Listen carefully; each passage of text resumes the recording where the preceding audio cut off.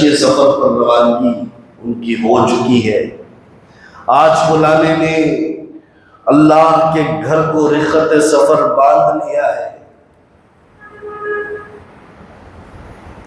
ہر دن یہ خبر ملتی ہے۔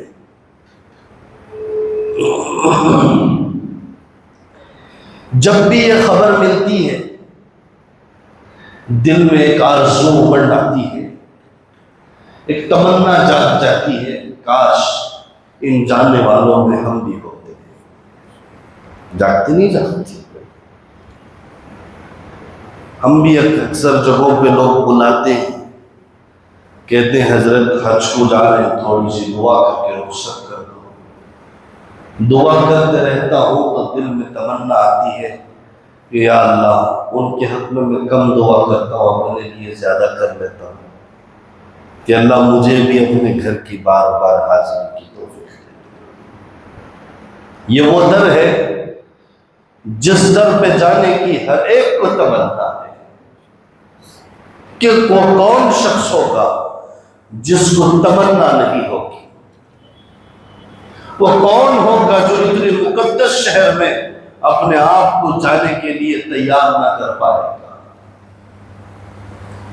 لیکن جب حالات کی طرف نظر ڈالتے ہیں، جب لوگوں کے دماغوں اور ان کے نظریات اور ان کی سوچوں کی طرف نگاہ جاتی ہے تو کچھ ایسے بھی لوگ نظر آتے ہیں، کیا فائدہ حضرت حج ہو جائے۔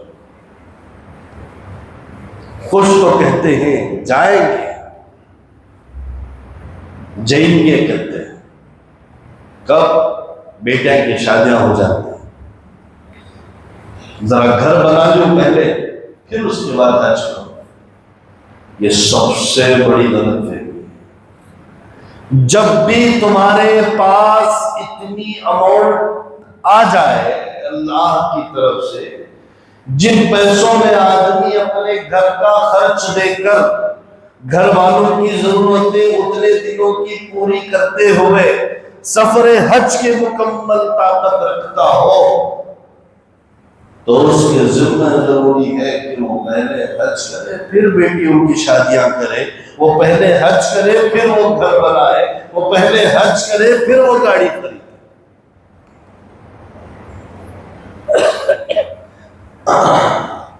لیکن مسئلہ الٹا ہے، لوگ سمجھتے ہیں۔ میرے پیارے نبی حضرت محمد رسول اللہ صلی اللہ علیہ وسلم نے ارشاد فرمایا،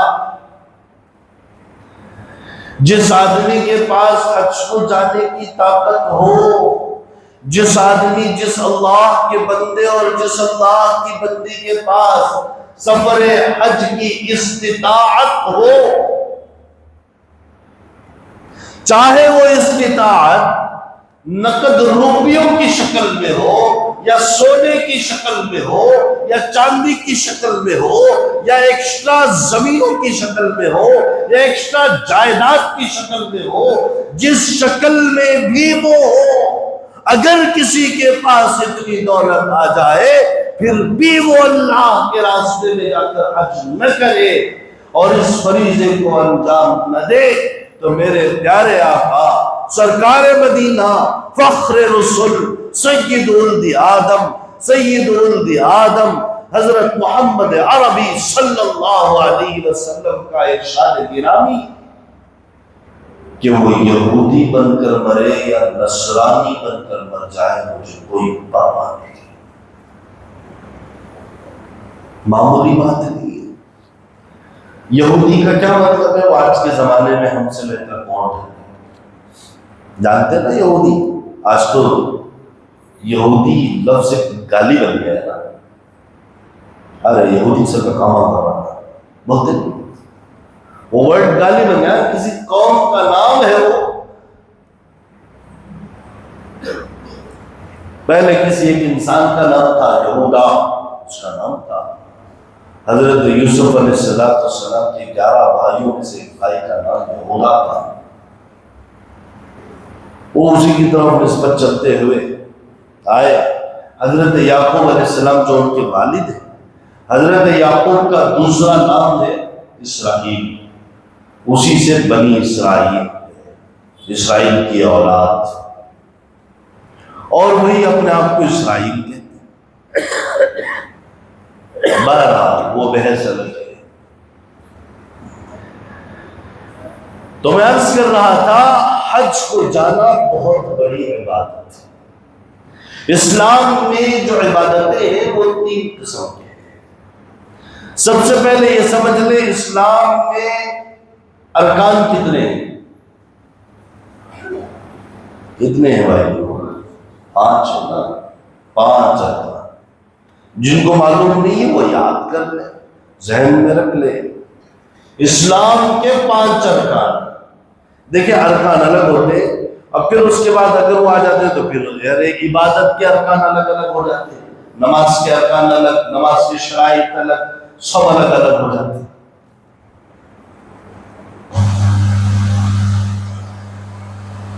نماز کے ارکان الگ۔ تو اسلام کے کل 5 ارکان ہیں۔ نمبر 1 ایمان، کیا ہے؟ کلمہ لا الہ الا اللہ محمد رسول اللہ۔ کب فرض ہے یہ؟ کب فرض ہے؟ صبح کو فرض، شام کو نہیں، شام کو فرض صبح کو نہیں، دن میں فرض رات میں نہیں، رات میں فرض دن میں نہیں، ایسا ہے؟ ہر پل ہر لمحہ جب تک سانسیں چل رہی ہے اس وقت سے لے کر آخری دم تک یہ کلمہ ہم سب کے اوپر فرض ہے۔ ایک لمحے کے لیے بھی اس سے ہم ہٹ نہیں سکتے۔ باقی بچے کتنے؟ 4۔ دوسرے نمبر پر کیا ہے؟ نماز، نماز۔ تیسرے نمبر پر زکوٰۃ۔ چوتھے نمبر پر رمضان المبارک کے 30 روزے۔ 5ویں نمبر پر اللہ کے گھر کا حج کرنا۔ اور اسی کو 3 قسموں میں تقسیم کر دو۔ ایک وہ عبادتیں ہوتی ہیں جو صرف بدنی ہوتی ہیں، اور ایک وہ عبادتیں ہوتی ہیں جو صرف مالی ہوتی ہیں، اور ایک وہ عبادتیں ہوتی ہیں جو صرف اور صرف کیا ہوتی ہیں؟ بدنی اور مالی دونوں۔ بدنی عبادت جیسے نماز پڑھنے میں پیسے خرچ ہوتے، صرف ہماری طاقت خرچ ہوتی ہے، ہمارا بدن اس کے لیے لگتا ہے۔ اور اسی طرح ایک وہ عبادت جس میں صرف مال لگتا ہے، جیسے زکوٰۃ ہے اور قربانی ہے۔ زکوٰۃ اور قربانی میں کیا لگتا ہے؟ صرف مال لگتا ہے، بدن کی طاقت لگتی ہے؟ نہیں لگتی۔ پھر اسی طرح فرمائے وہ عبادت جس میں بدن بھی لگے، مال بھی لگے، جان بھی لگے، سب کچھ لگے، وہ کون سی عبادت ہے؟ وہ حج۔ وہ کیا ہے؟ حج ہے۔ جہاں بھی پیسے بھی لے کے جائے گا اور اپنی عبادت بھی کیا کرے گا؟ حج۔ سب کچھ سمجھ رہے میری بات؟ تو یہ اسلام کی عظیم عبادتوں میں سے حج بہت بڑی عبادت ہے۔ حج کسے کہتے ہیں؟ حج اور عمرہ کہتے ہیں عشق الہی کا مظہر ہے۔ اللہ کے سامنے اپنے دلوں میں موجود محبت کو پرپوز کرنے کا نام حج ہے، کہ کس طرح پرپوز کیا جائے، کس طرح ہمارے زندگی میں جو اللہ کی محبت ہے اسے پرپوز کیا جائے۔ اور پرپوز کرنے کے لیے اللہ تبارک و تعالیٰ نے ایک طریقہ ایجاد کیا۔ آج کل کے ہیرو رانجھے، گلی گلی میں پھرنے والے بڑے رانجھے اور ہیر کتنے ہیں جن کا اپنا اپنا طریقہ انہوں نے نکالا ہوا ہے۔ الگ الگ ملکوں میں اپنی اپنی معشوقاؤں سے اور اپنی اپنی محبوباؤں سے اس عشق کا اظہار کرنے کے طریقے الگ الگ ہیں۔ کوئی گھٹنے پہ آ جاتا ہے، کوئی گلاب پیش کرتا ہے، کوئی دوسرے طریقے سے پیش کرتا ہے۔ کسی ملک میں گلے لگ کر پیش کیا جاتا ہے، کسی ملک میں اور 2 قدم آگے بڑھ کر پیش کیا جاتا ہے۔ اظہار محبت پرپوز کرنے کی الگ الگ شکلیں ہیں۔ اللہ کی محبت کو پرپوز کرنے کے لیے ایک طریقہ ہوتا ہے، اس کا بھی ایک طریقہ ہوتا ہے۔ اسی طریقے کے مطابق اگر پرپوز کریں گے وہ پرپوز ہوگا۔ جیسے مثال کے طور پر اللہ کے گھر میں جانے کے لیے حاجی کو اللہ تعالیٰ نے یونیفارم بنوایا، کہا میرے گھر کو آ رہا ہے تو اپنے آپ سے نکل تیری دنیا سے نکل، تیرے دل سے نکل، دل کا بندے سے باہر ہو جا، تیری محبت اپنے دل میں جو موجود ہے، جو خود سے تو پیار کرتا ہے، اس سے باہر نکل، اور نکل کر تیار ہو جا اور آ جا اور دنیا کے سامنے اعلان کر دے، یا اللہ ہر تمنا دل سے رخصت ہو گئی، ہر تمنا دل سے رخصت ہو گئی، اب تو آ جا، اب تو خلوت ہو گئی، اب تو آ جا، اب تو خلوت ہو گئی۔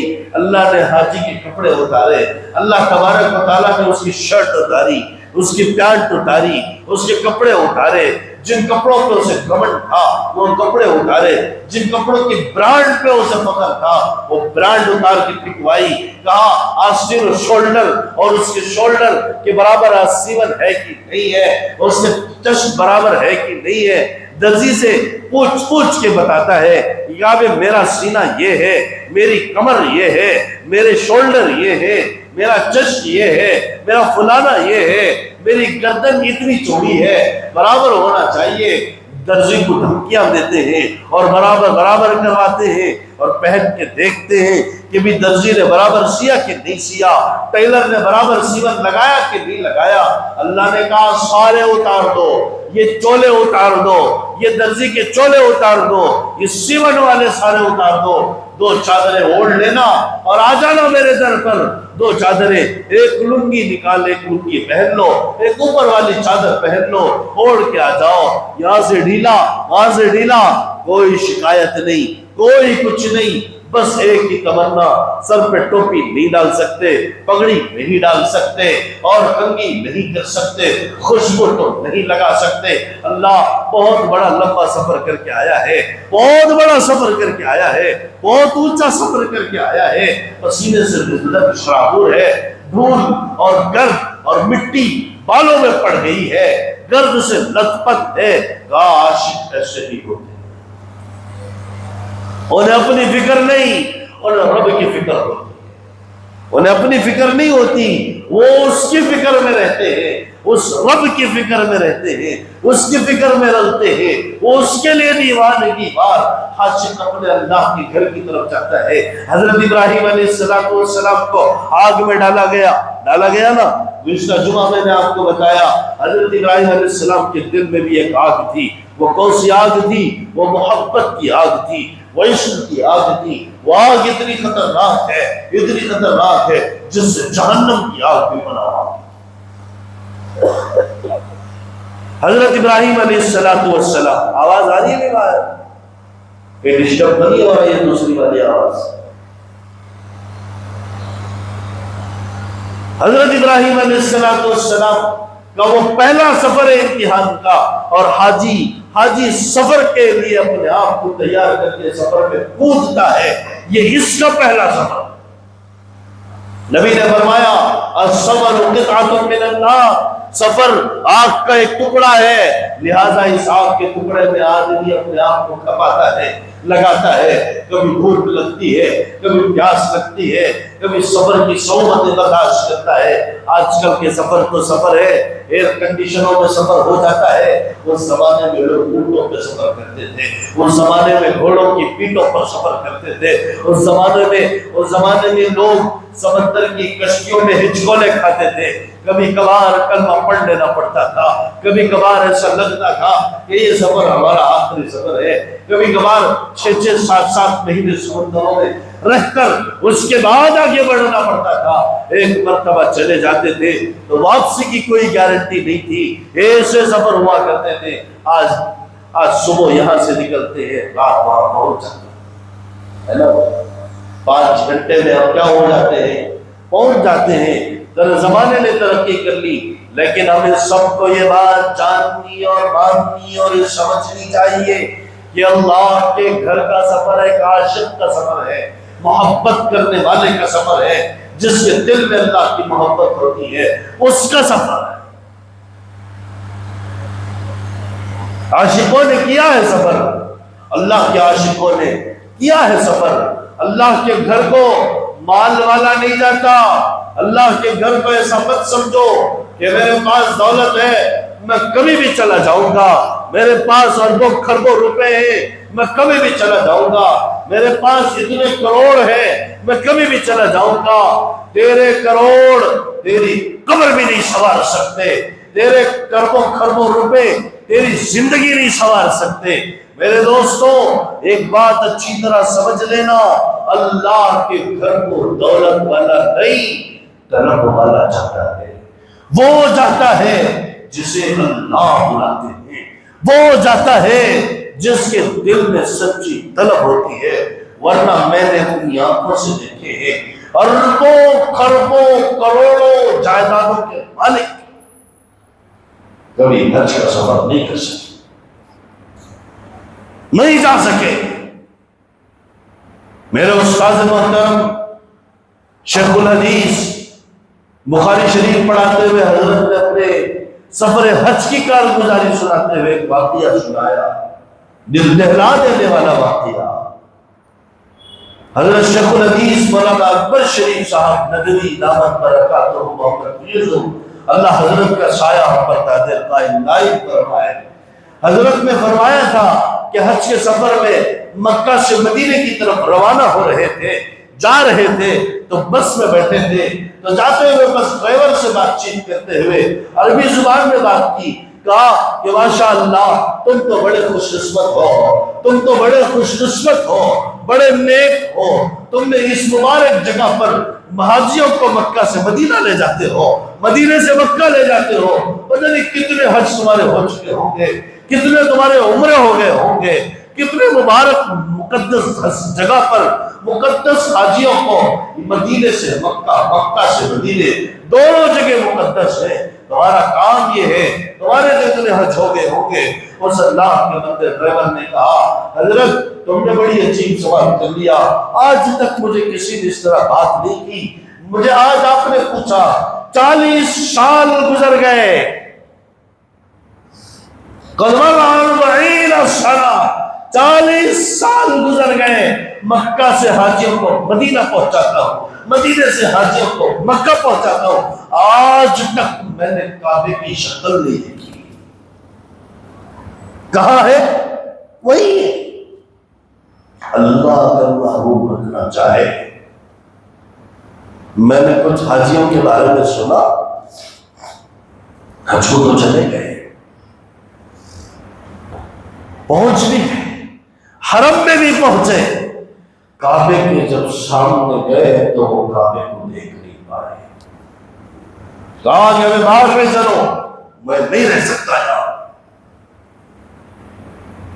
یہ اللہ کی پھٹکار ہے۔ یہاں تک کہ نہ مینا کو گئے، نہ مزدلفہ گئے، نہ وقوف عرفہ کیا، نہ طواف زیارت، نہ طواف وداع، نہ رمی جمرات، ہوٹل میں بیٹھ کے زندگی گزار کے واپس آ گئے۔ وہاں لے جا کے بھی اللہ معروف کر دیتا ہے، ڈرتے ڈرتے کرنے کا سامنا ہے، اور اللہ طلب والوں کو لے جاتا ہے۔ میں آپ کو بتا دیتا ہوں، ایک وہ اللہ کا بندہ، ٹھیلے والے نا، ٹھیلے والے، ٹھیلا جانتے ہیں کیا بولتے ہیں آپ؟ ٹھیلا جو بولتے ہیں نا، سمجھ میں تو آ رہی بات؟ ٹھیلے والے حج کو جا کو آئے، جا کو آئے نہیں، آپ کی نگاہ میں ہے، میری نگاہ میں تو ٹھیلا چلانے والے جا کو آئے، حج کو جا کو آ گئے۔ جو لوگ سوچتے ہیں کہ پہلے حضرات مجھے 4 بیٹیاں، میں پہلے بیٹیوں کی شادی کروں گا پھر حج کو جاؤں گا، کہا اللہ کے بندے، اللہ کے بندے، آج تک کتنے زمانے سے، کتنے سالوں سے ابراہیم علیہ السلام نے کعبۃ اللہ کی تعمیر کرنے کے بعد اعلان کیا تھا وَأَذِّن فِي النَّاسِ بِالْحَجِّ، اے ابراہیم اعلان کرو، پکارو، اذان لگاؤ، اذان لگاؤ کہ بلاؤ حج کو لوگ آئیں گے۔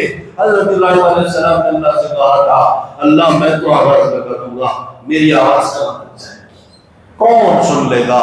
حضرت ابراہیم علیہ السلام کو اللہ نے کہا ابراہیم ہمارا حکم تھا آواز لگانا، سوال کرنا،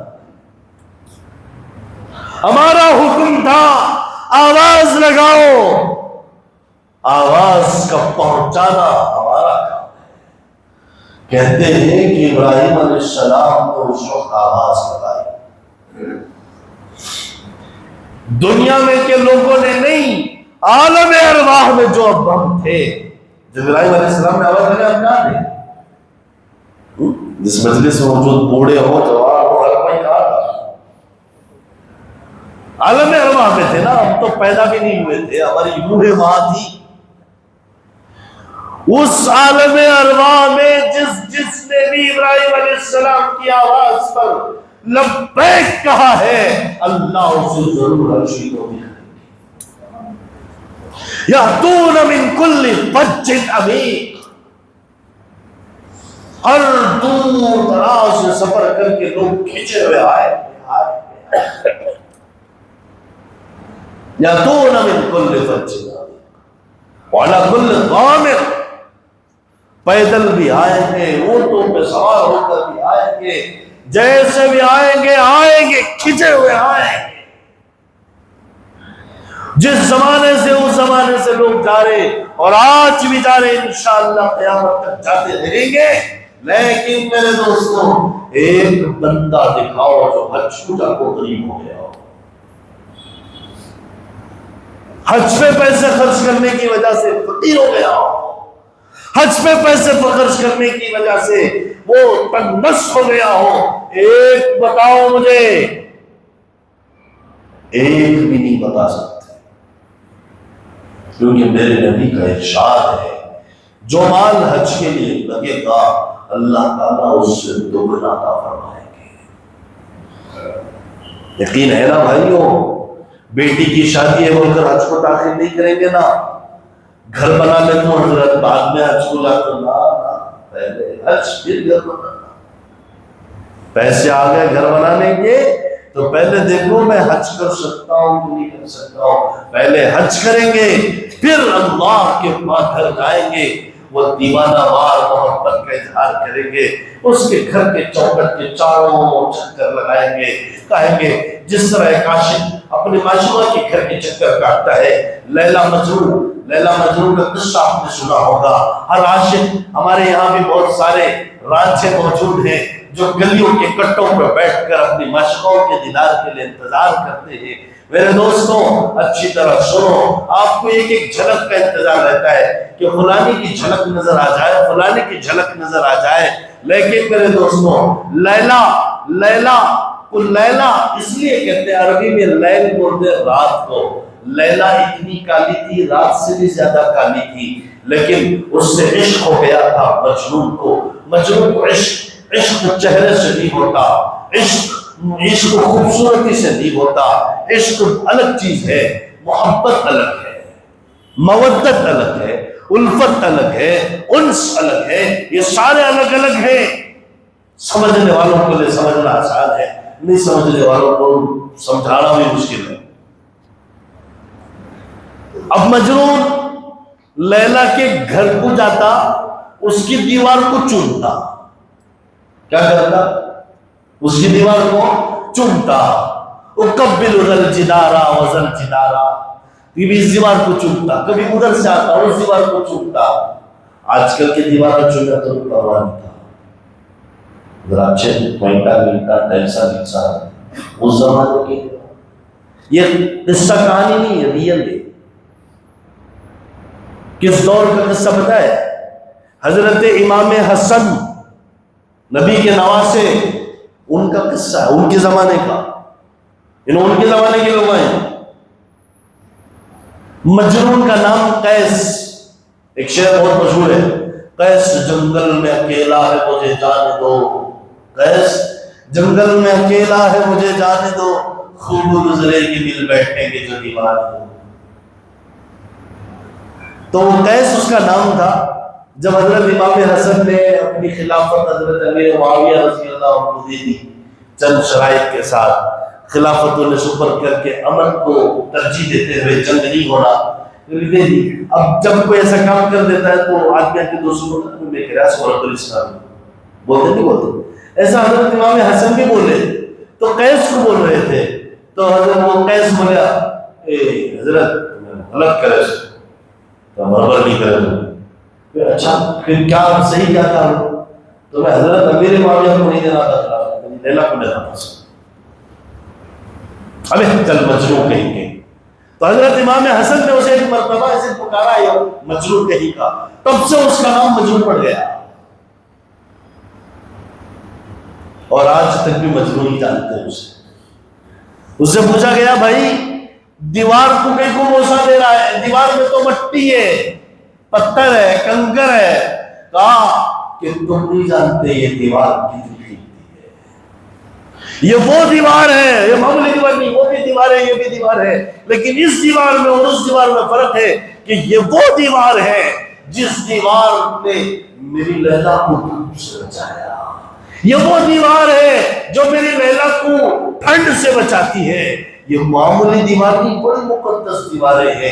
کہتے کسی نے کہا کہ اس کی تڑپ کو دیکھ کر لیلا کے باپ سے جا کر کہا کہ نہیں کروا دو نا شاید، اتنی محبت کرتا ہے تمہاری بیٹی سے تو کروا دو نا. تو انہوں نے کہا ٹھیک ہے میں تو تیار ہوں، لیکن وہی مسئلہ اسی کا مسئلہ ہے. کیا مسئلہ ہے؟ جب وہ میری بیٹی لیلا کے سامنے آتا ہے، جب میری بیٹی لیلا اس کے سامنے آتی ہے، بے ہوش ہو جاتا ہے. یعنی دیدار کی تاب بھی نہیں لا سکتا، اتنی محبت کرتا ہے وہ، دیکھ بھی نہیں سکتا. اب جو مجنون کے والے تھے انہوں نے سوچا کہ میرا بیٹا کتنا سمجھاؤ، بڑے بڑے اللہ والے سمجھانے میں سمجھنے کو تیار نہیں. نبی کے نواسے امام حسن سمجھانے سمجھنے کو تیار نہیں. کہا حج کو بلانے کو جی کہ شاید بات تو سنتا نہیں. حج کو لے کر گئے، کسے؟ مجنون کو لے کر گئے. جب حج کو لے کر گئے وہاں جا کر دیکھا کہ رات میں آدھی رات کو مجنون کعبے کے پردے پکڑ کر گر رو رہا ہے. والد صاحب خوش ہو گئے، کہا کہ اللہ کرے میرا بیٹا سدھر گیا.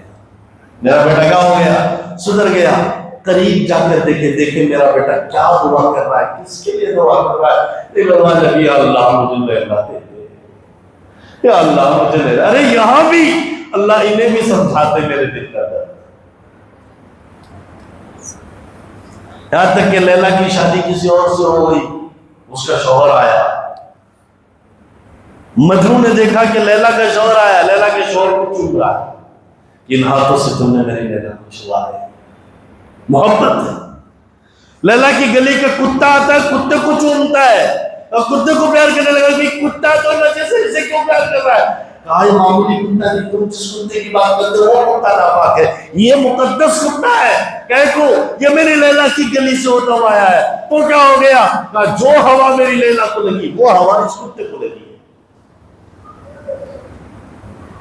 تو یہ کتا کیا ہو گیا؟ میری محبت کا حصہ بن گیا.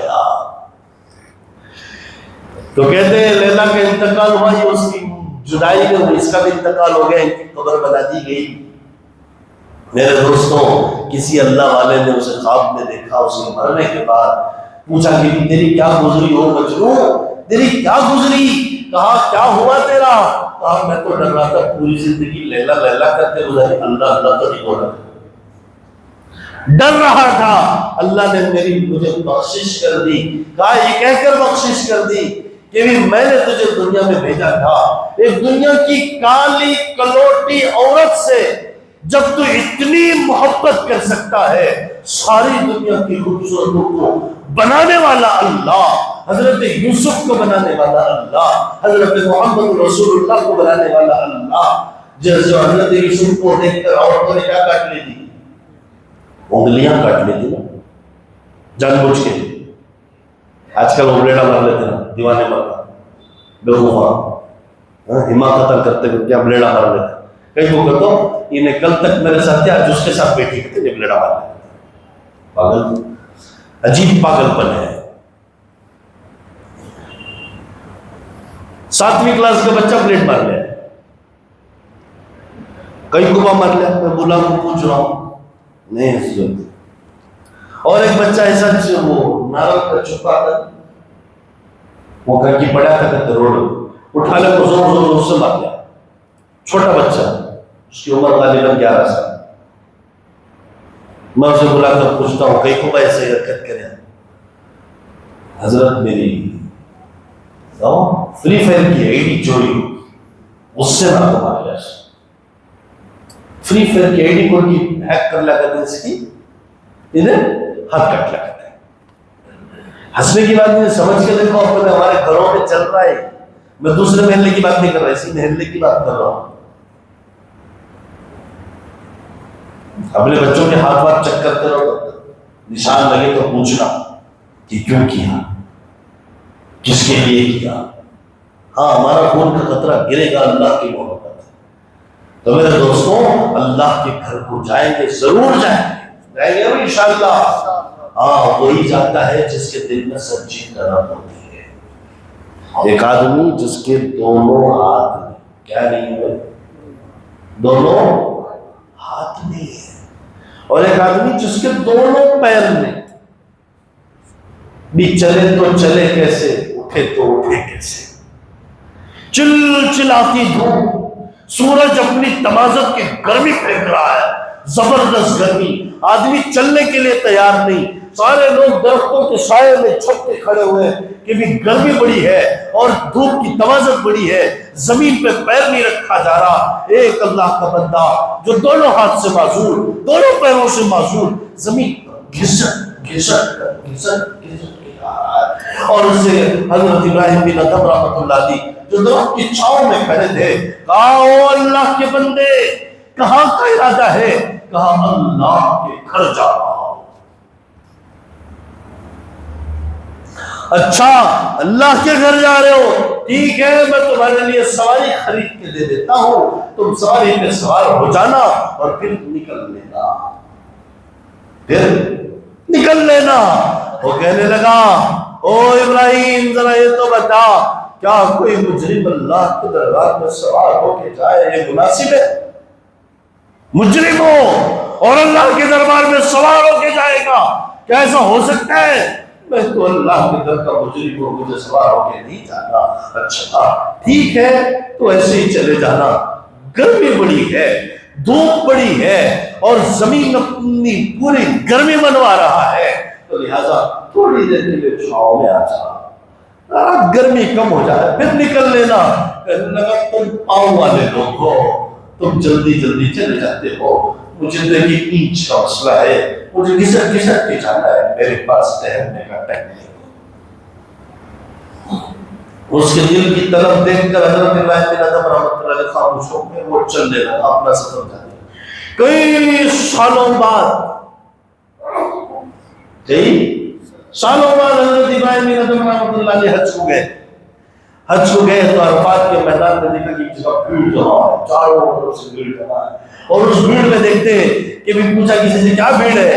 کہا کہ ایک اللہ کا بندہ ہے جس کے دونوں ہاتھ نہیں، جس کے دونوں پیر نہیں، وہ دعا مانگ رہا ہے.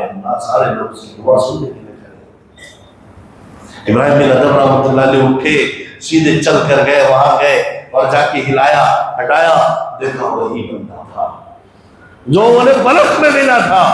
بلخ سے لے کر ایک اینچ کا سفر ماپ کے کر اللہ کے گھر کو پہنچا ہے. اور پہنچنے کے بعد جب وہاں پر پہنچا ہے وہ دعا کرتا ہے، یا اللہ عرفات کے میدان کے بعد حاجی تیرے راستے میں تیرے لیے تیرے نام پہ قربانی دیتے ہیں. کسی کو تو نے اونٹ دیا وہ اونٹ کی قربانی کرتے، کسی کو تو نے بکرے دیے وہ بکروں کی قربانی، کسی کو تو نے گائے دی وہ گائے کی قربانی، جس کو جو تو نے دیا اس کی قربانی کرتے ہیں. میرے پاس تو جسم پہ جو کفن احرام کی جو چادر ہے اس کے علاوہ کچھ بھی نہیں ہے.